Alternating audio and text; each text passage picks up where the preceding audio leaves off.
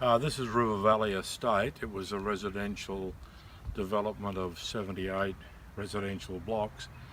It's now all sold out and built on, and I think it turned out pretty good. It was down on the bottom end of the market, but it's presented very, very well, and it's a lovely family location.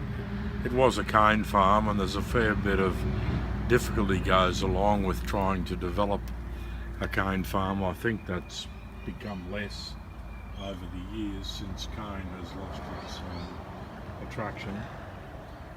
But it had a bit of trouble, and it had some water problems down the bottom end, which we were able to drain and present the estate as you see it now. We had real difficulty at the beginning. The market just seemed to dry up, and we were really fighting to achieve $50,000 to $60,000 a block.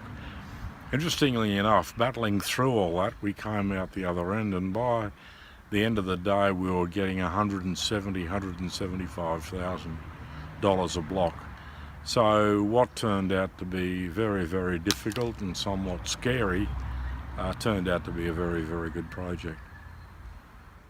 So Don, today we went out and we saw River Valley, and that's a subdivision project that you've explained, and we had a bit of a look around. What else can you tell us about it? In terms of, we talked a little bit about the hard part of selling that one, and obviously there was a timing issue, and then it came good. So yeah, it was a interesting project.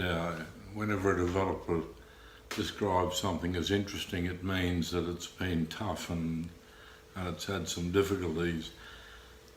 That project was no exception to that, and it was 70 odd blocks of resi land, and they were selling. We went to market at about 55,000, I think it was. By the end of the project, some 18 months later, we were selling those same blocks for 125,000. That's a huge difference. Monstrous difference, and we were just breaking even at the early price, and we were making good money by the death. It makes you wonder why you sold any blocks and didn't keep them all till the end. But that's the luck of the draw, and that's the way it goes. It was an interesting project to get the approval from. As you saw, it was surrounded by cane land, and back in those days they didn't like giving up cane land because the mill was still in operation. But it wasn't really viable. It wasn't great cane land, so we bought the block and then converted it into a resi approval. And I guess the council part of the deal took longer than it should have. The project itself went well. The civil contractor worked through it well and produced what I think is a very, very nice project. It was a budget, the land there is not overly, never was for the time, overly expensive, but it's full of nice homes. And was it a change of use? Like, did you have to change the zoning? Yeah, it was cane land. Yeah. So that would have been a big step on its own, and a bit of risk.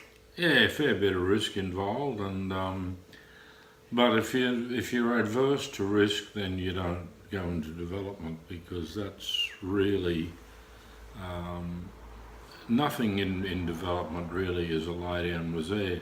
But you can do a lot of things to mitigate the risk. For instance, if you're going to buy that block of land and the only thing you want to do with it is do a resi project, then what you would do is, and we did, you would buy it subject to an approval for a resi development. Yeah. And if you couldn't get that approval on terms and conditions, and this is an important part of the deal, on terms and conditions that are suitable to you, and they must be able to be complied with, and there still be a profit in the project, then if you can't do those things, you must have the internal fortitude to walk away. And that's possibly the hardest thing to do, because you've quite often spent a lot of time you've quite often spent a fair bit of money, Yeah. and you don't like to walk away from either of those two investments. But quite often, it's the smartest move you ever make. Yes, I know. I know I've got emotionally attached to a few projects before too. So, and it is that time that you put into it, and it's like you don't want it to be wasted. But yeah, you're right. Some of the best decisions you can make is when you say no. It's not a go. So in that project, what was the timing? What was the difference in timing between, you know, when you're in the 50s and then go for sales, and then you extended up into the 120s? How long did that take to turn around?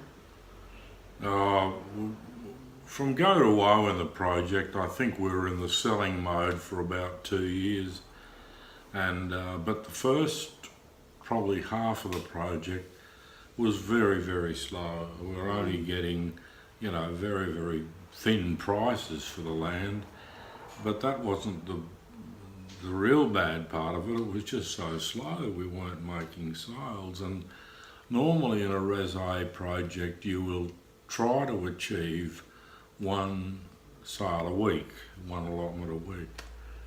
Well, we weren't achieving that, and everything about the project, poor prices, slow sales rates, you know, it was just not a nice place to be. So what changed?